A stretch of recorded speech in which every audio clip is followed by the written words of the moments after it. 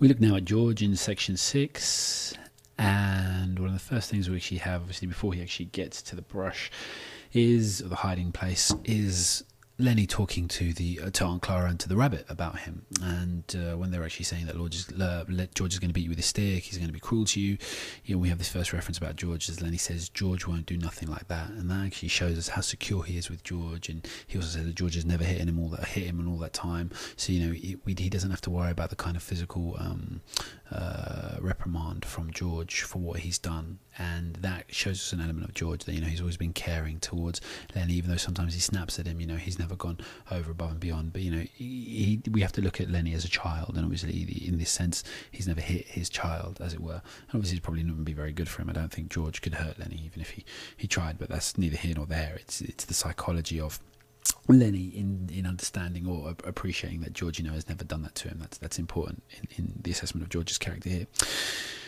The fact that Lenny calls for him 3 times, just after the rabbits had a go at him. He said, George, George, George. It just shows the desperation. The last thing he has, the only thing he actually turns to. He doesn't turn to God. He doesn't turn to anything else. He turns to George, and he wants George to come and fix this for him. Then George, actually God is quite devoid in the whole novella, apart from obviously through some references to Slim. And maybe that's a reflection on an abandoned people or what feels like an abandoned time.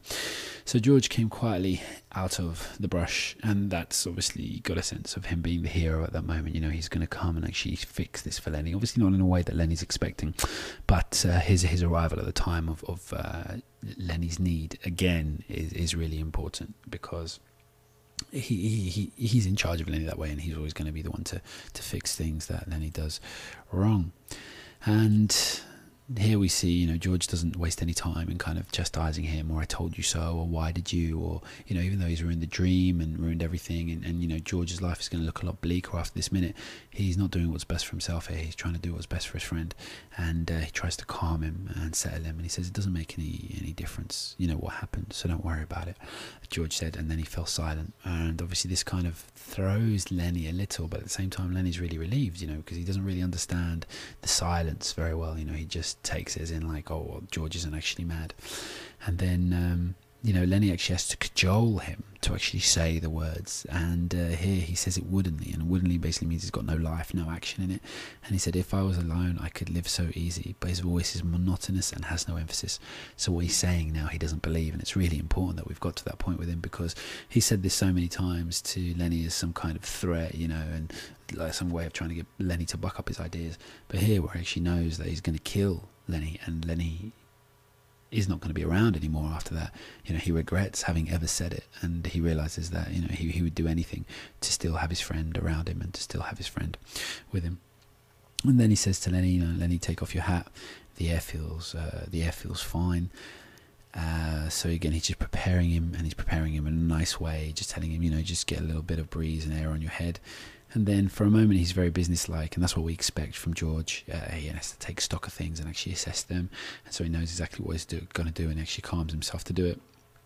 Look across the river, Lenny, and I'll tell you so you can almost see it. So he's just kind of setting up with the most beautiful ending for Lenny, just living with the dream that he's, or remembering the dream, should I say, that has been so important to him for all this time. And he reaches into his side pocket and he brings out Carlson's Luger, and he snaps off the safety. So we know here obviously what's going to happen, and the huge responsibility of what he has to do, not only like in terms of can you physically do the thing, but moreover in the fact that this is his best friend.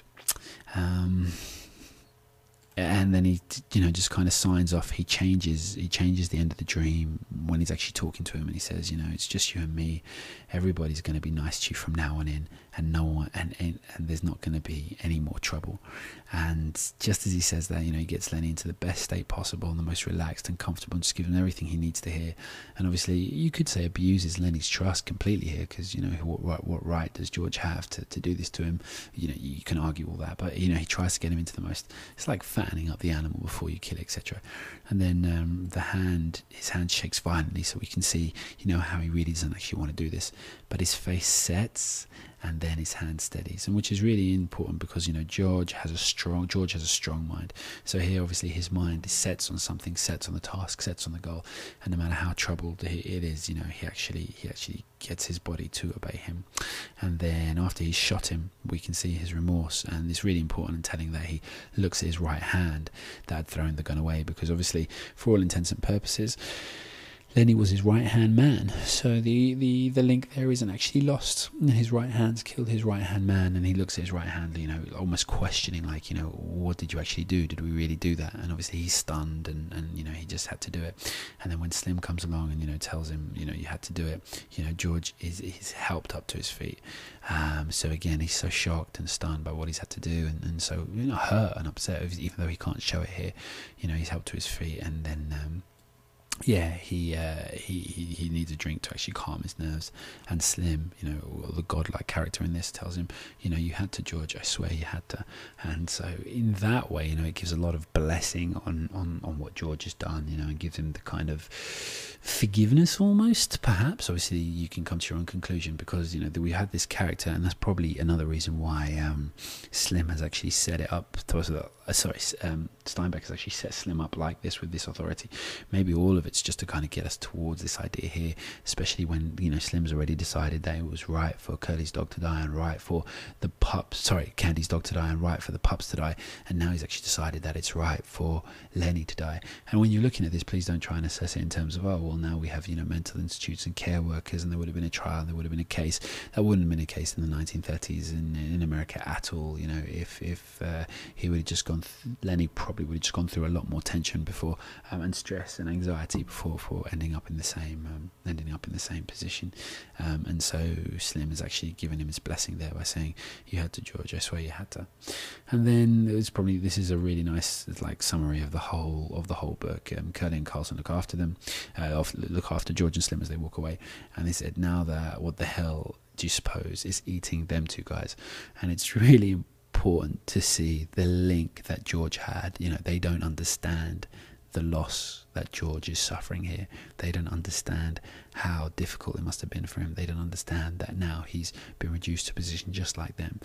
And for George himself, when he's walking away thinking about it, unless, you know, we don't know if he becomes good friends with Slim after this, but, you know, it probably, from his promise to just kind of, you know, go get $50 and just go and whore and pull and drink himself away, probably not.